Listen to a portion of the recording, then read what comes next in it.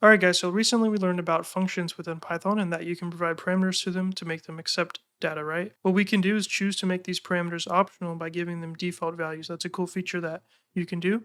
Okay, so if we have another simple function like greet, and we say name and then greeting, like this, we'll take the values from those two parameters and say, we'll say for example, greeting and then the name. So we'll call it by doing greet Bob and what's up. So let's run it, see what we get. So what's up, Bob? Nice. So now what we can do is give greeting a default value so that you don't actually have to provide a greeting. So if you don't provide it, it'll use the default. So we can do that by doing equal sign and then hello. That's literally it. So now if we run the code here, it'll still see the same thing. What's up, Bob? Because we're still providing it, as you can see when we invoke the function. But if we copy it and we'll say Jill, and for Jill we don't provide it, since we did not provide it, it's not complaining, which is good. It's going to use the default. So let's run it. Hello, Jill. There we go. We have effectively made this parameter optional because it has a default value.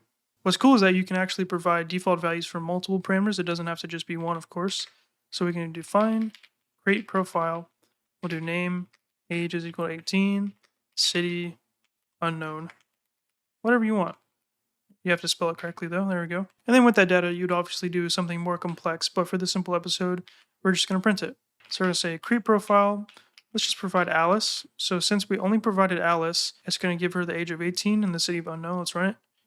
Boom. Alice, 18 years old from unknown. And then we'll do Billy, 30, and he's from Boston. There we go. So Bob, 25 from unknown, and then Billy, 30 from Boston, because for Bob, we provided the first two, but not the third parameter, so it uses unknown.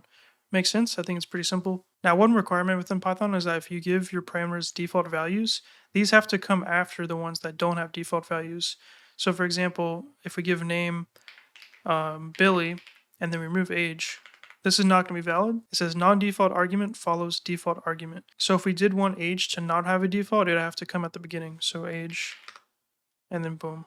And then we just need to fix all these things that we're using here because they no longer are in the right order. And that's it. This is a pretty short episode. That's how you can use default parameter values within Python functions. So now you guys can make your parameters optional. Thanks for watching, everybody.